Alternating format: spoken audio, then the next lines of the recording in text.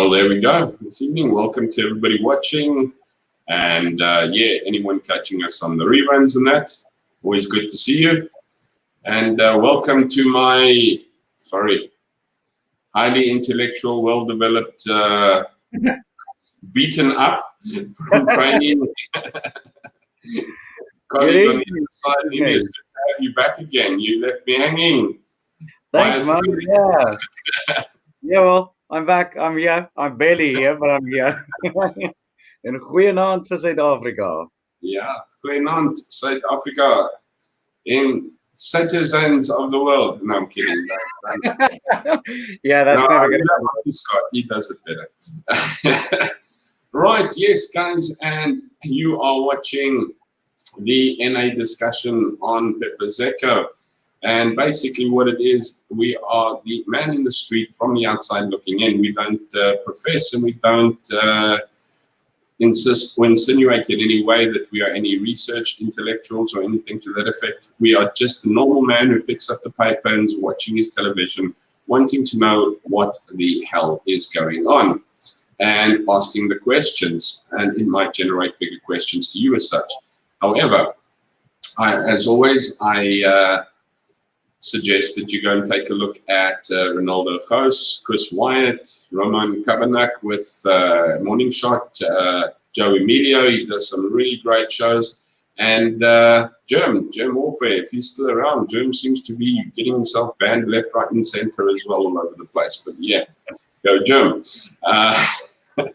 But yeah, this is the NA discussion where we just take a look at a layman's point of view, and sometimes our questions you have answers for them, but we would like you to put them in the chat. And if you have any topics for us or anything to that effect that you would find interesting, or you would like to come into the show and discuss something, it doesn't have to be political, it could be just something interesting as well, that you feel doesn't have to be Cambodian, doesn't have to be South African, can be anything, and you would like to join, please drop us a mail at peppersecho@gmail.com, PEPRSECHO. It's missing a P and an E there. That is correct. And yeah, then give us a topic or something that you'd like us to discuss or chat about. That's all we basically do. The only thing we are missing is a dry fire, a barbecue. But most of all, what I want to ask you first, please like and subscribe. Like and subscribe and share this video. It's the only way that we are able to get these shows out as such and as they go, and would really, really appreciate it if you can. Well, if you do, I mean, please don't feel pressured into not liking. But yeah, like and subscribe would be great. But yes, welcome to this evening. And this evening we're wanting to chat about a subject that a lot of people are asking. And I don't want to say it, but WTF ANC, what have you done? What have you done in, what's it, 24 years? Is it? 24 years? 26 years, sorry. 6 years, yeah. What have you achieved? Coming up on 27 years, yeah. I was fairly, how should I say, unimpressed when I heard quite a while back, so don't quote me on this, but it boiled down to this fact that, and I think it was our buddy Jules, again, if I'm not mistaken, was referring to the success of Zimbabwe. Now, we all know that Zimbabwe has, hello, Tanya, no picture. Hi, Tanya, no picture. Does everybody have no picture of us? This is dreadful. Well, that's strange. And take you out, but then it's just me. Put you back in again. That's me off, my camera on. Yeah, hopefully it's working. But yeah, if anybody else is watching, if you can tell us if you can see our picture or not, please do tell us. But it comes Tanya, and goes. our technical engineer, always ready to help out. Yeah, thank you very much for the technicalities. Yes, it comes and goes. Oh, that's what she said. No, I'm kidding. But sorry, that's not. Welcome to the best political channel in the world, man. That's politics. But Yeah. but anyway, well, let's see if it will actually come and stay this time. But yeah, so we're actually saying like what the ANCs did. But I think it's our buddy Jules who said, and he was admiring Zimbabwe for their achievements and everything. And we were looking and we're going, what achievements has Zimbabwe made? You know, or achieved, or yeah, sorry. So what achievements has Zimbabwe got? You know, because I mean, if you know their currency is shot to shit, they have no infrastructure left. There is absolute anarchy, dictation, poverty. Their GDP is shot. I mean, there is just no economy left in Zimbabwe. No. And we came to the conclusion, I don't know how great this conclusion is, we came to the conclusion that it doesn't help, you know, because they're going, well done. And I think it was the time when old Mugabe was still in power before he passed away. And we came to the conclusion that their admiration that Mugabe managed to stay in power so long and that he was still in power controlling the country was exactly what they see or seem to see as success in South Africa. It doesn't matter how badly you break down your country, how badly your country goes to rot, how badly everything just pulls out and gets thrown away, is that you manage to hang in there, burn your country down, and rule over the ashes. Success, you stayed in power. And that's not success, guys. But this is what many people or our government seems to see as success, is it doesn't matter how much you have rampaged, run over, let rot, let got hungry, economies destroyed, etc., but they've managed to rule over the ashes in the end, which they seem to see as success. And that to me is a problem. I mean, what has the ANC achieved in 26 years?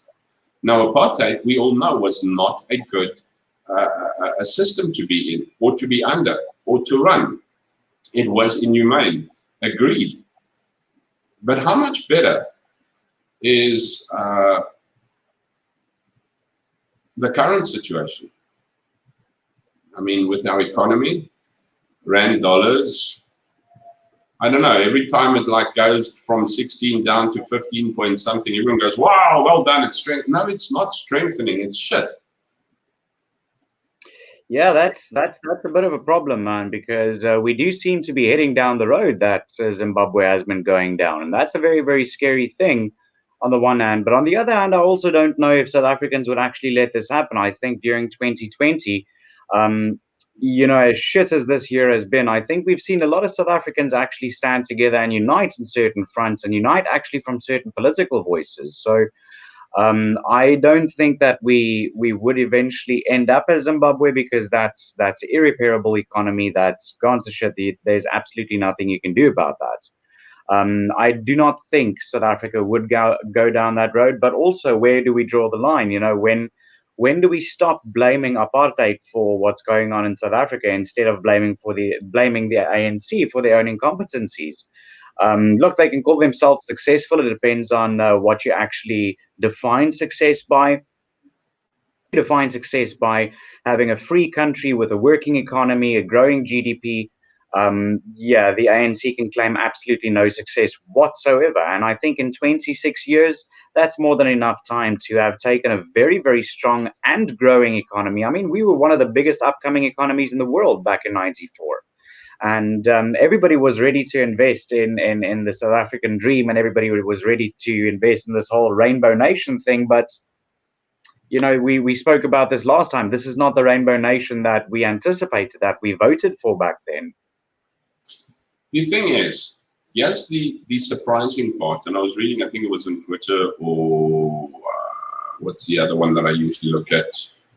Keep forgetting it. But anyway, I was reading about it, and they actually said, well, you know what, South Africa's economy and let's say GDP had actually increased. I mean, compared to like 1.5 or whatever percent, I don't know, call me a liar, is it 15% or whatever, from 1994 to 2015 was 3-4 times higher. The only problem is that the inflow of the funds were not being channeled to where it was supposed to be used. And that's the problem. Yeah. We still got the power. South Africa still got the power. South Africa still got the structure. It's just, WTF are you doing, ANC?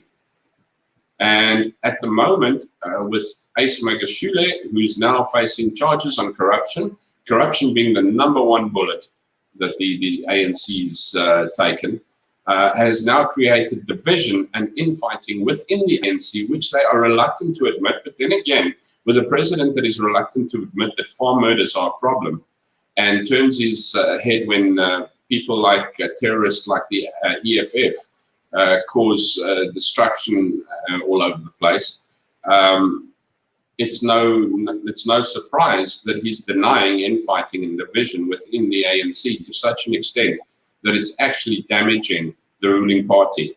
And I think it's once again the situation of a bunch of little kids that you're holding out a box of sweeties to, and everybody's just grabbing to get what they can get while they can get it. And they're not thinking of sharing it out to those around them and behind them, whatever. They're shoving their pockets in. And it's one of those things, again, if you've ever gone up, and I think I actually spoke about it last week, if I'm not mistaken, or the week before, where I said, you know what, with a company that I worked with, we used to have these cheese and wine opening of a new store.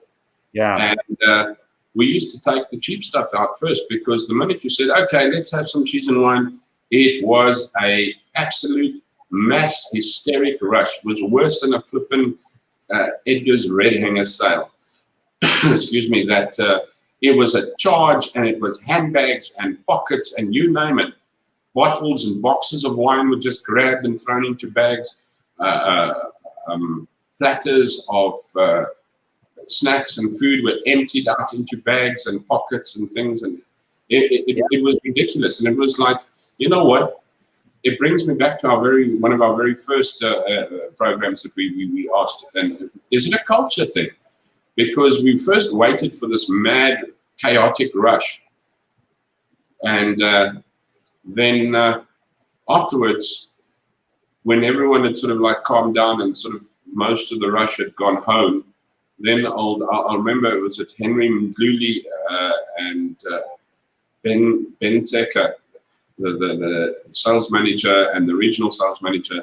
Then they used to go and say, okay, guys, let's take out the good stuff now. And then from underneath the tables, they used to take out a few decent bottles and boxes of wine and some more eats and things, so that the rest of the people could actually then normally just go and enjoy themselves. And I think our government is reacting exactly the same way. It's a grab for what I can get now. I'll deal with the consequences later. And I really don't care if the person behind me gets anything. This is very true, Andre. It's absolutely the ANC type of mentality there. It's, grab whatever I can get. And I think this is going to be the implosion of the ANC. And I really hope it is going to be, because we don't deserve this anymore, man. Our economy is not going to stand for this any longer.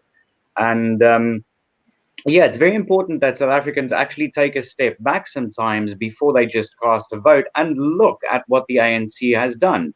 Everything they have touched has broken. Take a look at PRASA, Insaimur. Take a look at Eskom, Insaimur. Take a look at, I can carry on and on and on and on about all of our state-owned enterprises and everything that's literally been tanking. And I don't even want to get into SAA. That's a discussion on its own. But these are all the impacts that the ANC has. And I don't for the life of me see how any South African can still believe any form of media telling them that this is still remnants of the apartheid regime. Because it's so obvious that everything the ANC touches, they just suck the life out of it. And let's hope that the infighting at this point in time is actually going to open up a few wounds where we could throw salt in there and maybe get them out. But I don't know. That might be too early to call. For me, it's an absolutely shameful thing that Ace Magashule hasn't even been taken out of the ANC yet after his corruption charges and after all of the charges that have been brought. But hey, this is once again typical ANC. We keep our own cadres, You're telling me that's one thing. I'd like to take a look at an article, and Yeah, it's let's done by South African Institute of Race Relations, Herman Pretorius. Once again, I do not claim that any of this is any of our work, my work, Pepper's Echo work, or anything to that effect. It is purely used as resource as well. And I actually think that it would be pretty good for us to base our discussion on chat, because what we're taking a look at is what has the ANC achieved? And the headline says it beautifully: the death of the ANC and the future of South African politics go south. It's the 13th of September 2020. The year 2020 will go down in history as the year the African National Congress died. It is astounding to appreciate how far the ANC has fallen. How did this happen? How did the ANC go from overseeing one of the most exciting emerging market economies 2 decades ago to presiding over nothing more than yet another third world failure of waste potential? Year 2020, yeah, going through that. The catalyst, if you're reading with me, you can take a look there, guys. The catalyst of this national tragedy was the ANC's Polokwane conference in 2007, so it's gone back almost 13 years. Weakened by ideological opponents who were willing to exploit failures and deny successes, Thabo Mbeki was brought down by factional actors within the ANC who had spent 15 years in the wilderness. The aggressive left wing of the tripartite alliance, the communist engine of the struggle, was sidelined by the ruthless political leadership of Nelson Mandela when he announced to the world in 1992 that the ANC would not govern as a communist socialist party, which is happening. It's exactly what's happening. Just take that away. It's exactly what's happening. It's what COVID's done for the ANC, is given them an early Christmas, although it's Christmas now. We gave them a Christmas from the whole beginning of the year because they're governing as a communist socialist party as such. Oh no, Andre! How dare you disagree with the Lord and Savior Nelson Mandela, who could never, ever get a lie over his lips? I can't even finish that sentence without laughing. Sorry. I think I think Nelson had good intentions, and I think he steered, and I don't know how he would have coped in the current situation. I also believe that Thabo Mbeki had probably the best leadership qualities in a president, but because it didn't suit them, it didn't suit the ANC, it wasn't communistic enough, it wasn't socialistic enough, they ousted it. I think Nelson Mandela you know what they say, the road to hell is paved with good intentions, right? Slightly so, yes. Sadly so, should I say. And it says there exactly what you're saying. While Mandela is admired for his willingness to reach out to former foes, his political abilities are often overlooked. It might even be as scandalous to a world that had come to see him as the epitome of reconciliation to acknowledge that Mandela was a shrewd and often merciless political operator. Yet it diminishes our historical understanding and appreciation of a complex man when we ignore his ability to play politics and win. He knew how to play the game. He'd had long enough to think about it. Yeah. I mean, I don't think that was dark. I'm really putting my foot in it today. Like, no. But yeah, you know what? He had long enough. I don't want to pee all over Nelson Mandela's memory or anything like that. He had good intentions, but his wake is left with carcasses. Really, his wake. I don't know how you place. I mean, take a look at the people we've got placed in government at the moment. It is old ANC cadres. Really, there is no young blood in that government at the moment. There is no one who is aiming for the future. There are a bunch of bickering, whinging, binging, corrupt, money-grabbing, greedy buggers that cannot see the future. for the money in front of their faces at the moment. Yeah, man, it's absolutely terrible. Yeah, let's carry on reading this one. This is actually quite interesting. The banished leftist factions of the ANC never forgave Mandela for selling out to the capitalists, and throughout the Mbeki years, with Trevor Manuel implementing policies so prudent and cautious that he'd likely today be considered a right-wing ideologue, or I would say ideologist. But anyway, they bided their time in the hope of regaining the power they once had over ANC policy making. But they were not wholly idle. Two political attacks on the ANC that would come to define the 2000s did not originate from the opposition. The murmurs of jobless economic growth and crippling failures of service delivery to the poor began among those Mandela had banished in 1992. They waited for their time, and I think for some, Mandela's passing was a relief. To be able to step in and overturn and start becoming a real bunch of hooligans. I mean, if you take a look what happened in Port Elizabeth, Nelson Mandela Bay now, sorry, because I think the mayor passed away, and he was an ANC mayor, and they had to get back together to re-vote in a mayor. And because, as we were talking about by-elections and what they were, when you elect, you re-elect again. So you run and then you re-elect. It doesn't mean that you automatically fall from a party. And you should actually watch Ronaldo Gos's video on this. They were absolutely ridiculous. They went on like animals, children, absolutely rude buggers without any manners whatsoever, flying around the place. And then next thing, the ANC all stormed out. So the DA voted, bum, bum, bum. And guess what they voted? They voted one of their candidates in for mayor. And he came through as mayor. But as they voted, as the ANC suddenly realized, oh, we've run out of a vote. The meeting hasn't been adjourned. The session hasn't been stopped. So everything is going ahead as forward and we've run out.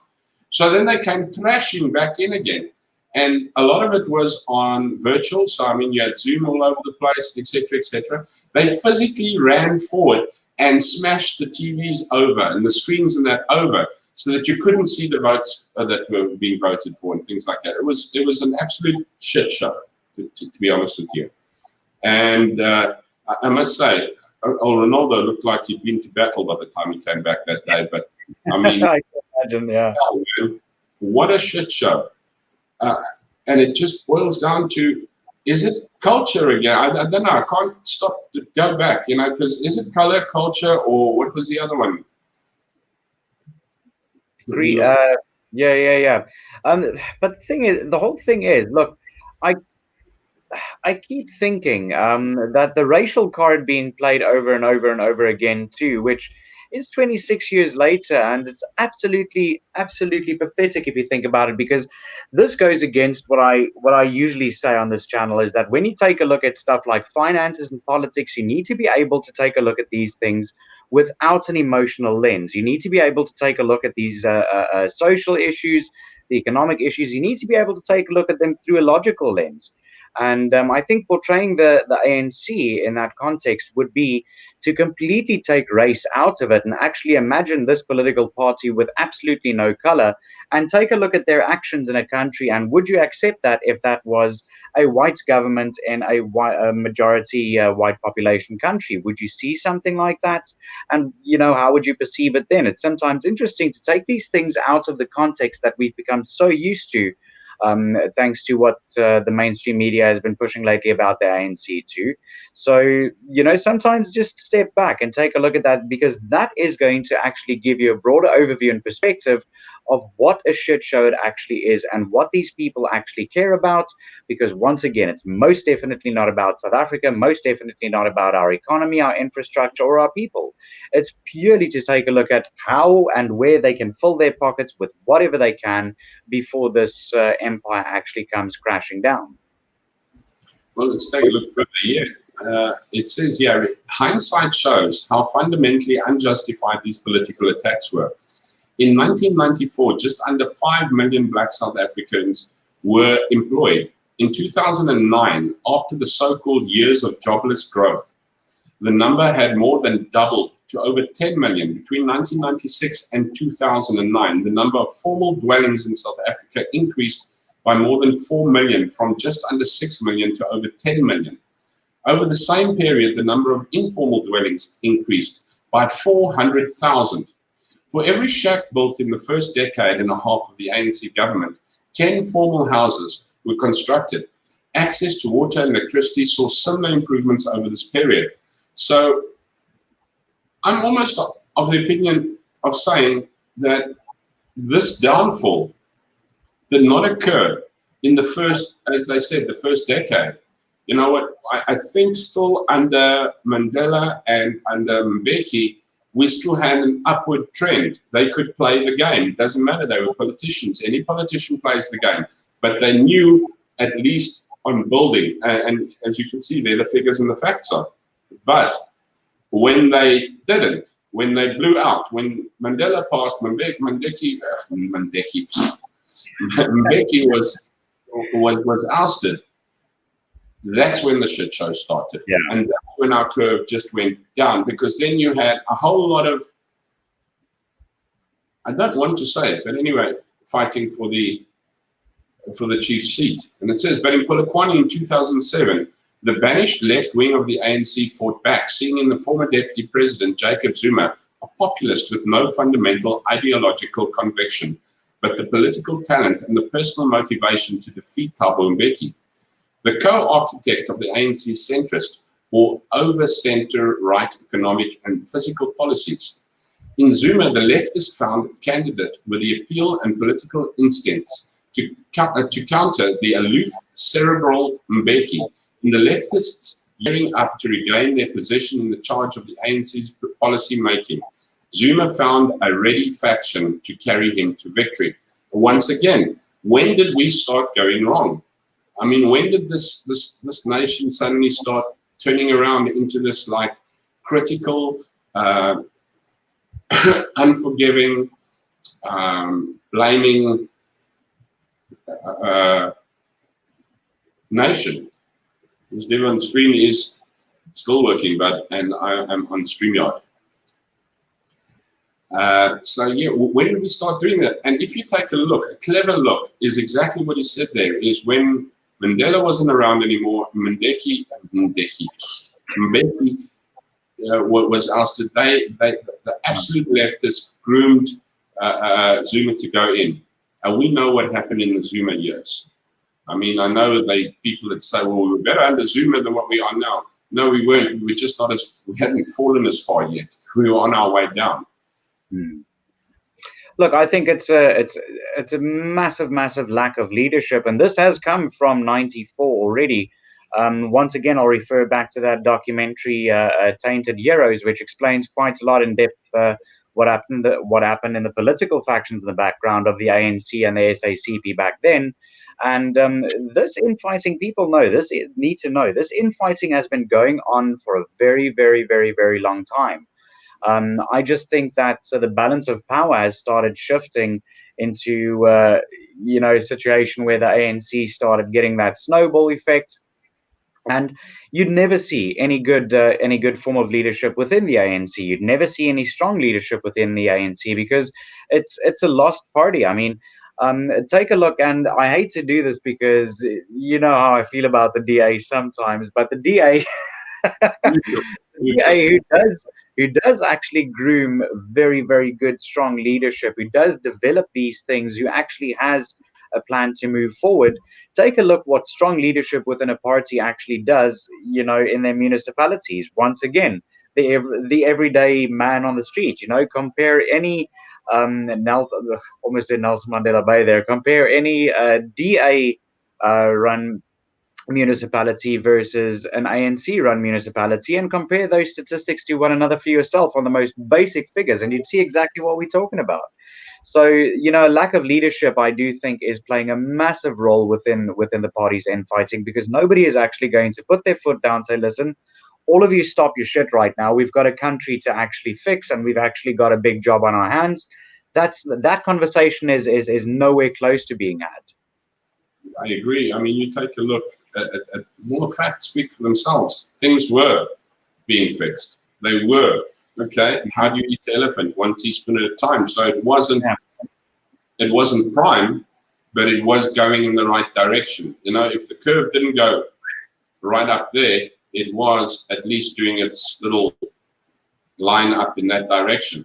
But of course, with Mandela not being around anymore, ousting Mbeki, then came the global financial crisis, and with their newly regained power over the fiscus, the reinstated wing of the tripartite alliance, personified perhaps by Pravin Gordhan, until recently a card-carrying communist, opened the taps of spending. There's our first problem. This budget, the budget surplus secured by the Mbeki manual economic policies that made the rollout of broad social welfare support possible, was eradicated on the strength of an ideological conviction that the state expenditure must be central to economic policy.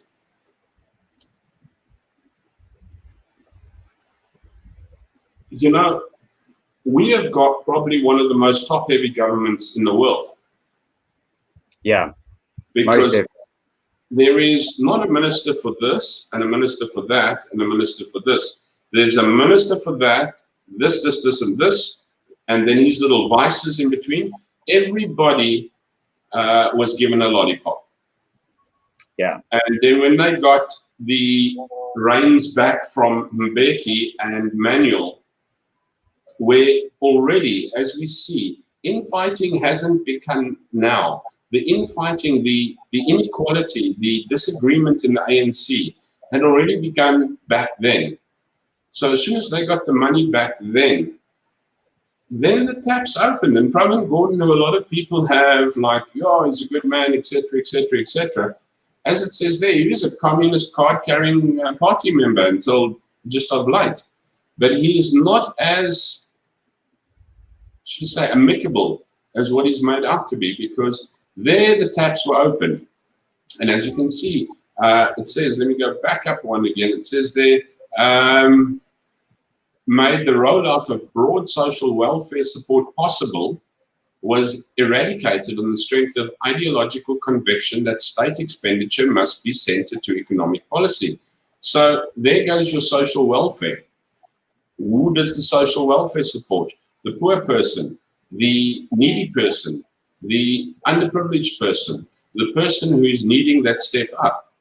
We've taken that away, increasing the expenditure, but not putting it to the right direction already in those days.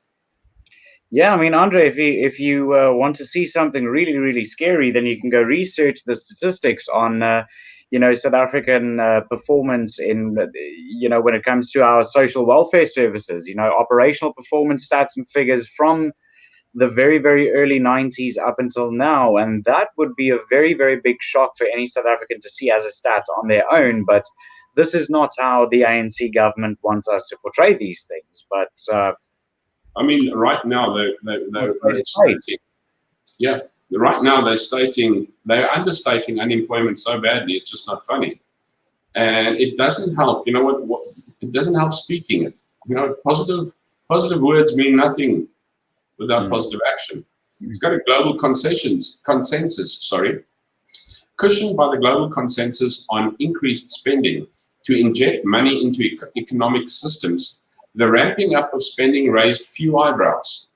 But when much of the rest of the world responded to the panic crisis and post-crisis splurge with unpopular but pragmatic spending cuts in the form of austerity, the ANC government of Zuma and Gordhan never took serious steps to rein in spending. I mean, Zuma never. I mean, I was looking at the thing the other day. I don't know if it's here, maybe it's in this article or not. But I was looking at an article, I think, what Zuma's in Nkandla, his homestead renovation was like something like 278 million, correct me if I'm wrong. And the new university in Stellenbosch is costing 300 million. He basically took a university's money for personal enrichment. Yeah. And also, once again, take a look at that's very close to what it would actually take to get the Free State Provincial Health Department back on track as well. That would be a massive, massive, boost for them in terms of what's been happening there. It's very, very scary that people in that entire province don't even have health care, and this amount of money needs to go for security upgrades. I mean, come on, seriously. We've become so used to hearing this that it irks me that it's lost its power.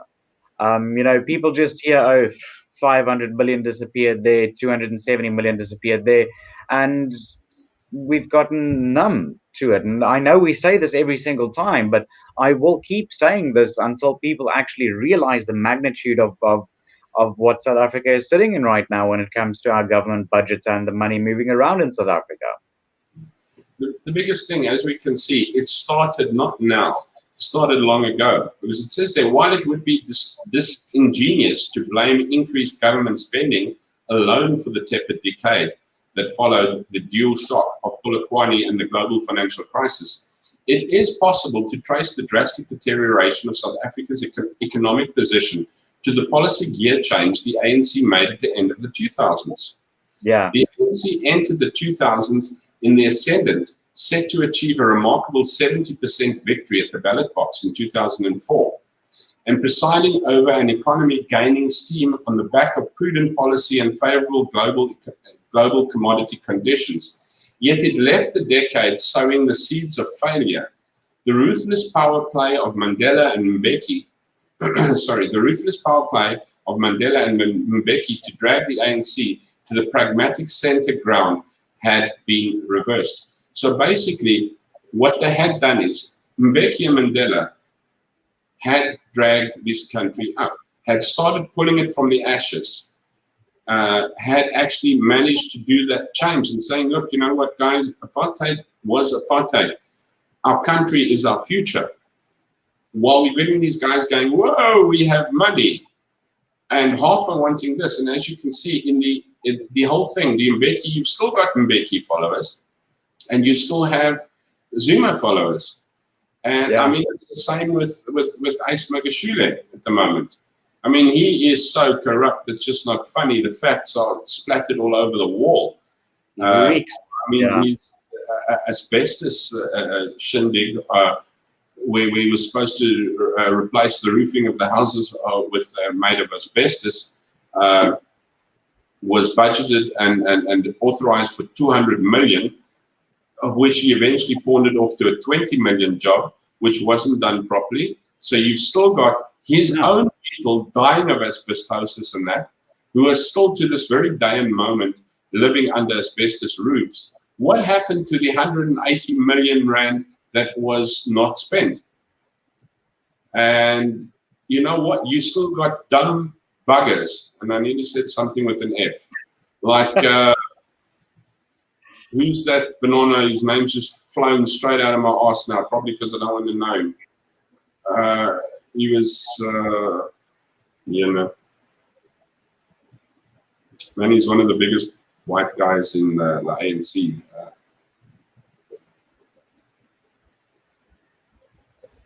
But Andre, that's lip service anyway, man. It's all. They're all backing Magashule.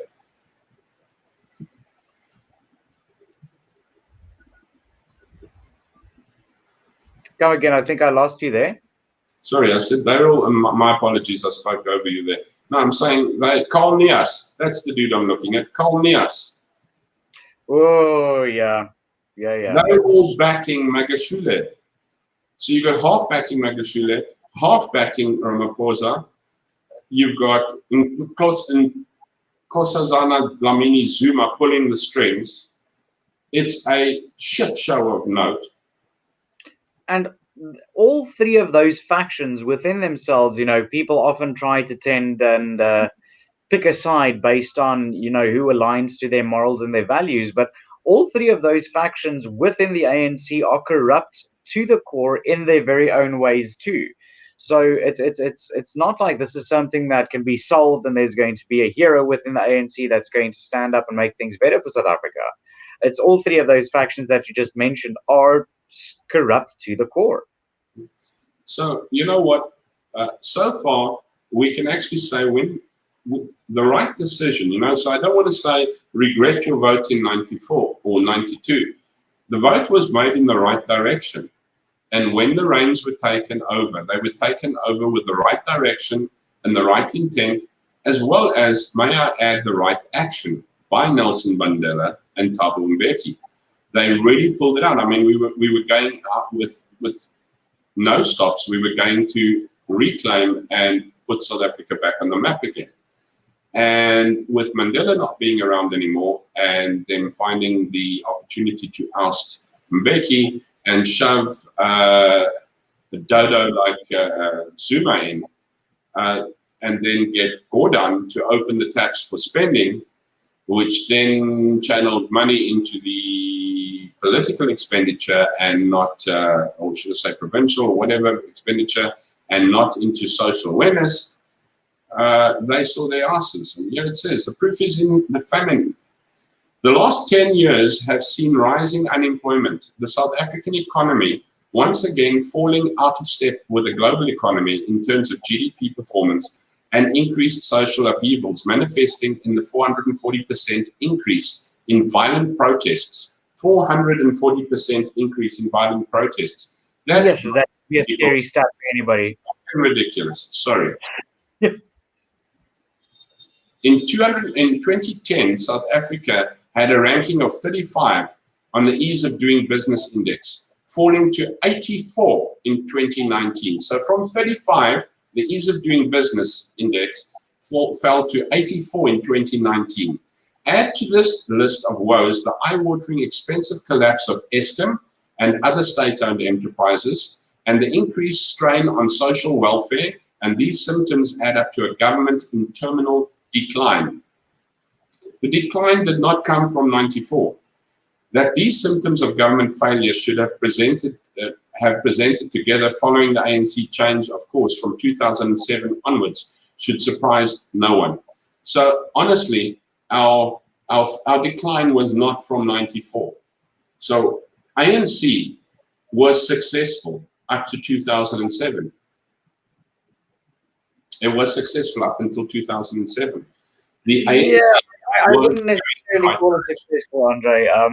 I think in certain aspects, yes, they might have been successful, but I think the biggest issue the ANC actually faced, and one of the biggest mistakes they made, is in order to prevent infighting within the ANC back then, they actually allowed a lot of their own members to start, it's just a little bit here and just a little bit there, and you know how it goes. It's the cheese and wine thing all over again, and allowing that to actually start happening. This is where the balance of power completely moved within the ANC too, because if they did not allow that, I don't believe South Africa would be where it is right now. Basically giving everybody a lollipop is what you're saying. Oh, you've been a good boy, yeah, have a lollipop. We'll give you a government. We'll give you a government position, even though you know absolutely nothing about it. We'll just extend another little space there for you. You can be Minister of Pillow Fluffing Affairs and things like that. The tenderpreneurs were born. So yes, as good as some of their intentions might have been, I do think that at the end of the day, in order to prevent infighting within the ANC back then, they did allow a lot of corruption to slip through the cracks and not say anything about it. And by virtue of allowing that, opened up so much more opportunity for so many more people in the ANC to actually start grabbing and grabbing and grabbing. And because the leadership wasn't necessarily strong to start off with, Andre, I don't necessarily agree with you on everything, when it comes to Mandela and Mbeki, but hey, at the end of the day, the fact that leadership wasn't strong enough to actually keep their own party within control and their own house in order was already a dead giveaway as to where the ANC was heading back then. Yeah, no, look, that's why we chat. I mean, the views here are never expected to be the same. It's meant to create the questions, and the that's the nice thing about having more than one person on the show, is to have different views and to disagree. It's just we don't tend to want to throw things at each other and stuff like that. Yeah, if you're going to want to throw something you're going to need to throw it really far, man. Yeah, so you know what, that's respected, and I think that's what people want from this is to hear the different views and opinions and things like that. So yes, you know, from your point of view, yeah, it doesn't help saddling up a weak horse and hoping to ride into the sunset, but definitely once your legs are taken out from under you. I mean, let's carry on. It says trends were clear for all to see. For years, the trends were clear for all to see in the country, increasingly urban. The ANC has become a mostly rural party in a country where the number of graduates have steadily been rising. The ANC has reeled on votes from those with only basic education. In a country whose population has grown younger, the ANC has continued depending on older voters. These could be considered the mega trends of South African politics, and the ANC has been on the wrong side of all three of nearly 2 decades. Okay, we'll talk about COVID. No, I was just going to say then came COVID. But yeah, I suppose that's something to look at as well. The ANC's been riding on what we've also said before, the poor and uneducated, and people who've suffered from previous apartheid and who can actually relate to it, actually. Because, I mean, the kids that do it these days are just little shits. Yeah, it's ridiculous that the only thing that the ANC can actually do well is make promises and hand out T-shirts to those who do not know about what's actually going on in the country. Here's a food packet and a T-shirt. Okay, I'll vote for you. Yeah, exactly. Ridiculous. Then came COVID-19. Economist Russell Lambert shrewdly identified the pandemic and its socioeconomic fallout as a trend accelerator. And this is what I'm saying, definitely. It just gave the ANC every single bit of power to go down the toilet. With Mbeki's successes now firmly in the past, more history than current affairs, the ANC is a pitiable thing to behold. While it has been responsible for immense failure and consequent suffering and hardship, there is something pathetic about the dying ANC of Cyril Ramaphosa. When a cabinet minister took the time to write on a government stationery the circumstances under which South Africans might buy crock bottoms and cooked chickens, the game was up. Don't get me wrong, the end game will last while the dying beast still has a few kicks in it. But history will record crock bottoms and the regulation of underwear purchases at the moment the ANC succumbed to the irreversible fate of being a parody of socialist overreach and cronyism. Which is true. I mean, where in your life have you been denied the fact to buy a cooked chicken because of a COVID-19 pandemic? Which is something I think we should touch on, but I think it's not necessarily now, but a subject some other time.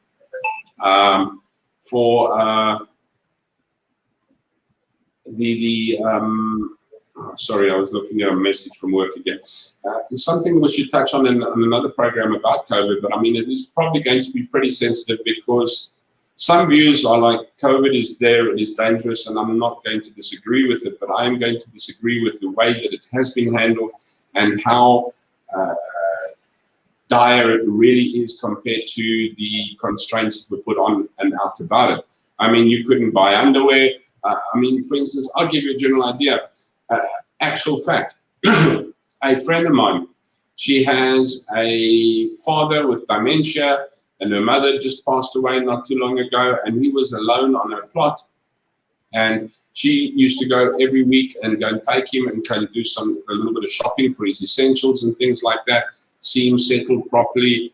And they went to a well-known supermarket and they took out a little lantern, about this big, little battery-operated lantern. Because guess what? With Eskom, there are power cuts, load shedding, rolling blackouts, whatever you want to call it. The fuckers can't keep the electricity running. But anyway, the thing is, I needed to get this little lamp. And she took it to the till, and the lady pressed the button and says, this is a non-essential, I can't sell it to you. She says, what do you mean? And on the till, when she scanned it, it came up, non-essential, cannot sell. It wasn't like, I don't want to, I'm telling you I can't, I want, you know what, I'll just put it through for you anyway. And she said, you know what, it is an essential. We have blackouts in this country. We have load shedding in this country. Yeah. You know, you end up without lights. She says, I have a father who is old and he needs, you know what, when he needs to, when the lights go out, he needs a light or a lamp or something like that. Oh no, says the lady, you can buy a candle. She says, I have a father who is old, 80-something years old, and you want me to have a dementia old man light a candle and feel safe about that. I'm safer having him with a little battery-operated lantern. No, you can't buy that. That's how far this insanity went. Sorry. You know what this what this reminds me of, Andre. These programs we always used to watch on the Crime and Investigation channel. Woman Who Killed. You know, the this woman who can't have the man, and then she says, you know what? If I can't have you, no one can. The ANC is doing exactly the same. So, you know, the ANC can't provide any power or basic services. So, you can't buy it anywhere else. Then you can only buy it from us, but because we can't admit our mistakes, which is another very, very strong marker and indicator of how communist they are. Nope, can't buy it anywhere else, man. Sorry. Well, yeah, exactly what you said. I have no comeback for you there. The extinction of the ANC, the apex predator of South African politics, will reverberate with a shock throughout the country. A thought experiment borrowing from the experiences of the Yellowstone National Park might offer some intriguing clues as to what South African democracy as an ecosystem could look like in the future. The apex predator. Between the 1870s and the 1920s, wolf packs, once abundant in Yellowstone, had been hunted to extinction. As early as the 1930s, biologists began expressing concern over the fate of the park as the elk population exploded, to the detriment of the reserve's botanical resources. After all, when apex predator is removed, its prey thrives. What will be the consequences of the death of the ANC on South African democratic ecosystem? It is perhaps telling that seemingly inevitable decline of Yellowstone was halted and ultimately reversed by the reintroduction of wolves. So where should South Africa look for the political wolves that could restore a dying, inefficient, unbalanced political ecosystem to health? Will Herman Mashaba's action essay be able to harness the hopes and frustrations of a country naturally inclined to form a conservatism? Will John Steenhuisen be able to make and win for the liberal causes? The argument that the liberty or its absence lies in the heart of our country's fall or rise. I can't agree more. I mean, it's exactly, we've taken out a certain factor and they've decided to remove it with force. And as you said as well, when will people wake up? When will they realize? When will the frog jump out of the boiling pot? When will they realize they've removed a very, very specific factor that keeps a balance within the country? And they've got the opportunity and run with it ridiculously. So infighting, disagreement in that has not been something that started this year. It is something that did start within the ANC's, well, as far as I'm concerned, within the ANC's rule, which could have gone in a very, very different direction had they carried the goals and foresights out as supposed to have been. I'm not saying it wouldn't have been rocky, but I do believe that we wouldn't have the shit show that we have today, and that the economy of South Africa would be there. I mean, Moody's and I don't know how many other corporations or companies have written so that. Yeah. Well, Andre, this is been a very, very interesting one to discuss with you. It's look, you can see at this point in time too, it's exactly the same as what I said when infighting started back in the very early 90s, maybe late 80s even, is that there was a lack of leadership. That is the biggest issue. And you know, take a look at the lack of leadership at this point in time. You know, I'm very careful to make any predictions as to what's going to happen to the ANC. As much as I really do hope that 2020 is going to form the coffin of the ANC. On the other hand, I don't really know if that's going to be happening, because it's being allowed to this day. Take a look, Ace Magashule, criminal proceedings. He's still actually a cabinet member of South Africa. So, you can still see these things being allowed. And the ANC saying, no, we're not going to prosecute through the National Prosecuting Authority. We are actually going to investigate these claims internally. So it's once again the whole, I did something wrong, so I will investigate myself. So yeah, I'm not going to make any predictions as to what's going to be the outcome of the ANC at the end of 2020, but it does seem that something needs to give at this point in time, and I just don't know what's going to give, where it's going to give, and who is going to give. I do sincerely hope that John Steenhuisen is going to be part of that, but yeah, the rest remains to be seen, I guess. Well, it's, you know what, I think basically the infighting of the ANC has got to such an extent. I mean, where they've called for another no confidence vote on Cyril Ramaphosa, and that has been, I think, postponed to February next year or something like that. But I mean, should it happen, it will be the third ANC president to be recalled since the beginning of democracy. I mean, they did it to Thabo Mbeki, they've done it to Jacob Zuma. I mean, what are these bunch of idiots? You know what? Can you not actually put somebody there correctly and support himself? I don't know if, you know what, is Cyril going to be able to sort out this? I don't know. Is South Africa going to survive to 2024 is the next question, because isn't 2024 the next national election? As far as I know, yes. Yeah, I could be wrong, but yeah. Is the ANC going to survive the 20? That's a very good question, Andre. That's a very good question. You don't know if the ANC might actually start realizing that their jig is up. However, they do have another 4 years in there that they can actually, clean the rest of their stuff up before they move out of the house.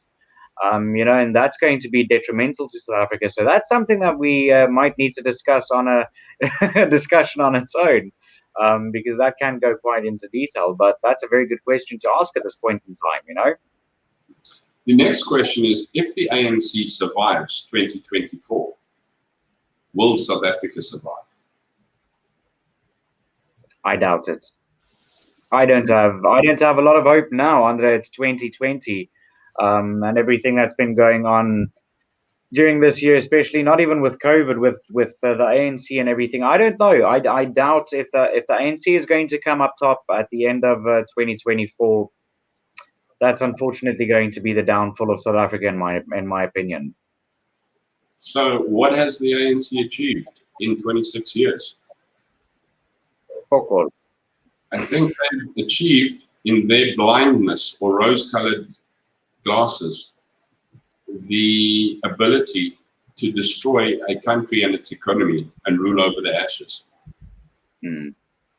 And I think, hopefully, as we've seen, the country has said no more. I completely agree with you, man. And once again, I'll end up on what I say every single time. I'm waiting for that.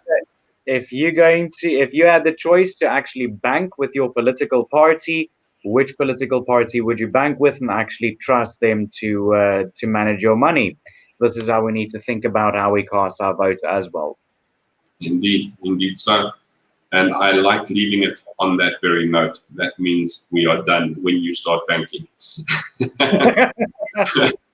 Please, guys, don't forget to like and subscribe. Share the video as far and wide as you can. It's the only way. If you need to contact us in any way with any subjects, objects, suggestions, ideas, comments, please feel free. Drop a mail down to peppersecho@gmail.com, P-E-P-R-S echo. Yes, it is spelled correct.